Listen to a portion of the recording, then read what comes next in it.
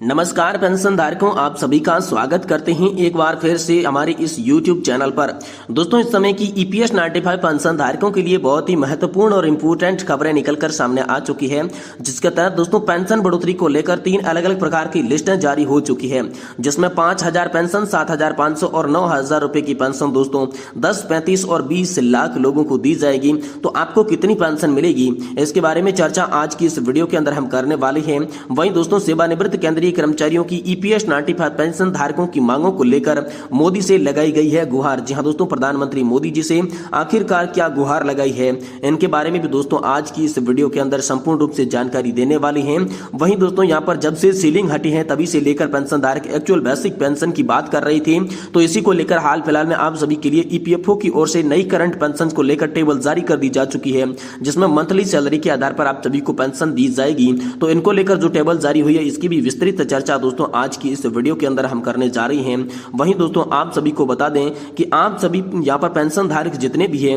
उन सभी के खाते में कितनी पेंशन आएगी, कब पेंशन आएगी, क्या तारीख पेंशन की फिक्स हो चुकी है, इन तमाम बड़े मुद्दों पर दोस्तों चर्चा करने के साथ साथ दिल्ली के अंदर चल रही जंतर मंतर पर जो कार्मिक अनशन है, इनके बारे में भी बात की जाएगी, जो कि राष्ट्रीय संघर्ष समिति यानी कि नेशनल एजुटेशन कमेटी ने हाल ही में एक बड़ा पत्र जारी करके आप सभी पेंशन धारकों की पेंशन बढ़ोतरी 7,500 के बारे में बड़ा ऐलान कर दिया है। बड़ा अपडेट आप सभी के लिए निकलकर सामने आ चुका है। इसको लेकर संपूर्ण जानकारी आज की इस वीडियो में आप सभी को देने वाले हैं, इसलिए आपसे निवेदन करते हैं कि आप वीडियो को लास्ट तक देखें, तभी दोस्तों आप सभी को पूरी जो है जानकारी पता चल पाएगी। इसके अलावा दोस्तों, केंद्रीय कर्मचारियों को 18 माह का बकाया DA एरियर और साथ ही साथ दोस्तों डियरनेस रिलीफ कब से दी जाएगी, कितना आपको बकाया मिलने वाला है, साथ ही DA और DR में कितनी बढ़ोतरी संभव हो सकती है, इसके बारे में भी ताजा आंकड़ा सामने आ चुके हैं। तो तमाम बड़ी खबरों को आज की इस वीडियो के अंदर विस्तार से जानने वाले हैं, इसलिए सभी पेंशन धारकों से निवेदन करते हैं कि दोस्तों आज की इस वीडियो को आप लास्ट तक जरूर देखें,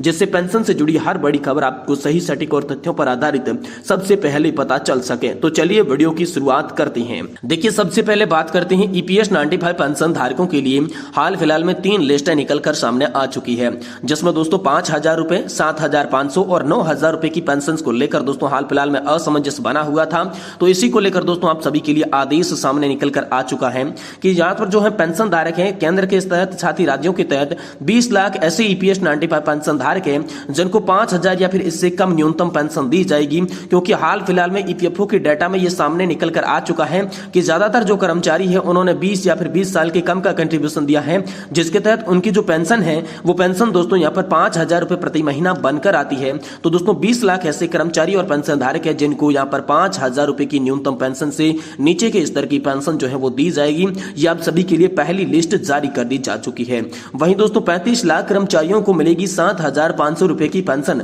जी दोस्तों, बड़ा अपडेट आप सभी के लिए हाल ही में निकलकर सामने आ चुका है। EPS 95 पेंशन धारक जो है वो लगातार 7,500 रुपए की पेंशन को लेकर बात कर रहे थे, लगातार धरना प्रदर्शन और आंदोलन हो रहा था। इसी बीच आप सभी के लिए बड़ी खबर निकलकर आ चुकी है कि केंद्र सरकार ने 35 लाख लोगों को यहाँ पर जो है 7,500 रुपए की पेंशन देने का ऐलान कर दिया है। जी हाँ दोस्तों, आप सभी को बता दें कि यहाँ पर 20 साल से लगाकर 35 साल का जिन भी कर्मचारियों ने कंट्रीब्यूशन किया है, लगातार योगदान जो है EPFO के अंदर दिया है, चाहे वे सरकारी कर्मचारी है चाहे प्राइवेट सेक्टर में जॉब करते हैं, लेकिन EPFO के अंदर यहाँ पर जो है अंशदायी पेंशन योजना के तहत लगातार उन्होंने अंशदान किया है। तो अब उन्हें दो पेंशन जो है वो दोस्तों 7,500 रुपए की पेंशन बनेगी, जिसके तहत दूसरी लिस्ट यहाँ पर आप सभी के लिए सामने निकल कर आ चुकी है। और इनमें दोस्तों 35 लाख ऐसे पेंशन धारक है जिनको 7,500 की पेंशन देने का ऐलान हो चुका है। अब देखते हैं दोस्तों ये खाते में आपकी राशि कब आएगी, ये तो दोस्तों सरकार के आधिकारिक बयान के बाद ही पता चल पाएगा। वहीं चलिए अब तीसरी लिस्ट की बात कर लेते हैं, जिसमें 9,000 रुपए की पेंशन जो है वो दोस्तों 10 लाख लोगों को मिलना फिक्स हो चुकी है।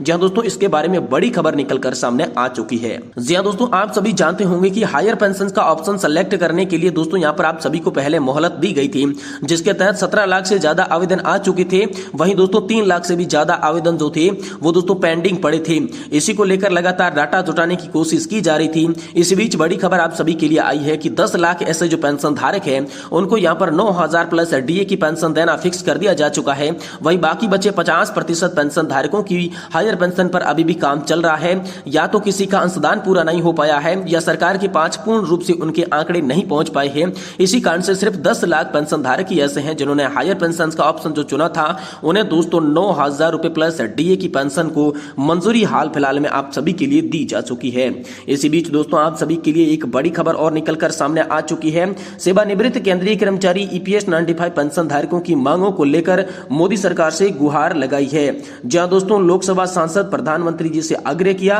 और समस्या का समाधान हेतु दोस्तों सेवानिवृत्त केंद्रीय कर्मचारी ईपीएस 95 पेंशन धारकों की मांगों को लेकर राष्ट्रीय संघर्ष समिति पिछले कई वर्षों से संघर्ष करती आ रही थी, लेकिन उन्हें न्याय आज तक भी नहीं मिला है। हालांकि संस्था प्रधानमंत्री नरेंद्र मोदी तक गुहार लगा चुकी है। उन्होंने उनकी समस्या का समाधान करने को लेकर भी आश्वासन दिए हैं, लेकिन समस्या का समाधान अभी भी नहीं हो रहा है। तो दोस्तों संस्था के राष्ट्रीय अध्यक्ष अशोक राउत का कहना है कि दोस्तों इसी वर्ष आप सभी के लिए लोकसभा सांसद हेमा मालिनी जी ने अगुवाई में संस्था का प्रतिनिधि मंडल यहाँ पर जो है प्रधानमंत्री नरेंद्र मोदी जी से मिला और उनमें पेंशन धारकों को मांगों स्वीकृत करने के लिए फिर से आग्रह किया गया। प्रधानमंत्री जी ने यहाँ पर जो है तुरंत डॉक्टर जितेंद्र सिंह को यहाँ पर इस मामले की कार्रवाई करने के निर्देश भी दिए, लेकिन आज तक भी कोई भी कार्रवाई आप सभी के लिए नहीं हुई है। तो लोकसभा सांसद हेमा मालिनी जी ने प्रधानमंत्री जी के साथ साथ पेंशनर्स की मांगों को लेकर फिर से पत्र लिखा है कि कोरोना महामारी के चलते हो सकता है कि आप सभी को कोई भी मांगे मंजूर करने में देरी हो गई हो, लेकिन उन्होंने एक बार फिर से आग्रह किया कि अब इस संकट की घड़ी को टले हुए 2 से 3 साल हो गए हैं।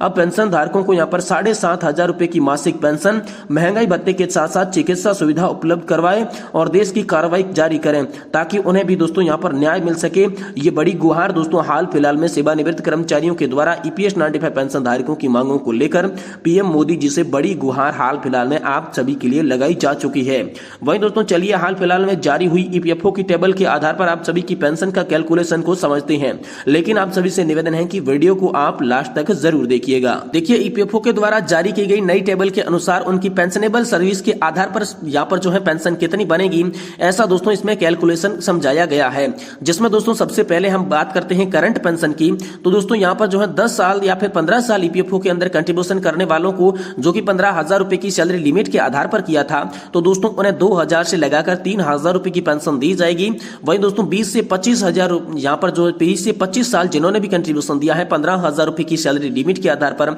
उन्हें दोस्तों 4,000 से लगाकर 6,000 रुपए के बीच की पेंशन मिलेगी। वहीं दोस्तों ईपीएफओ के अंदर अंशदायी पेंशन योजना के तहत 35 साल तक लगातार कंट्रीब्यूशन देने वाले सभी पेंशन धारकों को 7,500 रुपए की गारंटेड पेंशन दी जाएगी, जो कि 15,000 रुपए की सैलरी लिमिट के आधार पर अगर आपने कंट्रीब्यूशन दिया है तो मिलने वाली है। लेकिन दोस्तों जब से यहाँ पर 4 नवंबर 2022 का सुप्रीम कोर्ट का फैसला आया, तभी से जो दोस्तों पेंशन धारक जो है एक्चुअल बेसिक सैलरी के आधार पर पेंशन की बात कर रहे थे। तो इसी बीच बड़ी खबर आप सभी के लिए आई। मान लीजिए कि अगर आपकी यहाँ पर जो सैलरी है वो 25,000 रुपए की है और आपने दोस्तों यहाँ पर जो है ईपीएफओ के अंदर लगातार दोस्तों मान लेते हैं 15 से 20 साल तक का कंट्रीब्यूशन दिया है, तो आपकी जो पेंशन है वो दोस्तों 5,000 से लगाकर 8,000 रुपए के बीच की मिलेगी। वहीं अगर आप पेंशन धारक हैं, आपकी सैलरी 25,000 है, जिसके आधार पर आपने दोस्तों 30 से 35 साल तक का लगातार कंट्रीब्यूशन जो है कर्मचारी भविष्य निधि संगठन में दिया है, तो आपको जो पेंशन है वो पेंशन 10,000 से लगाकर दोस्तों 12,500 रुपए के बीच की पेंशन मिलेगी। अगर आपकी सैलरी ज्यादा है तो आप सभी को ज्यादा पेंशन मिलेगी,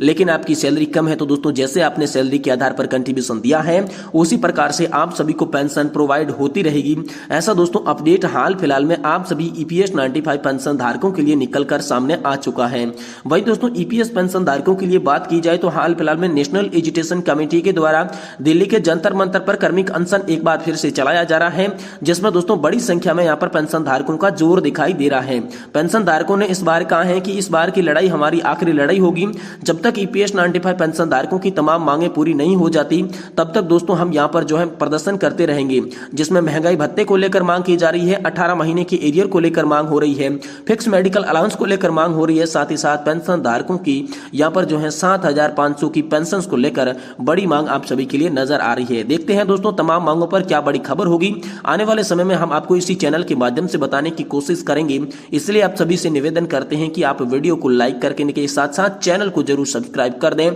ताकि आने वाले समय में हर बड़ी अपडेट को आप सही सटीक और तथ्यों पर आधारित जान सकें।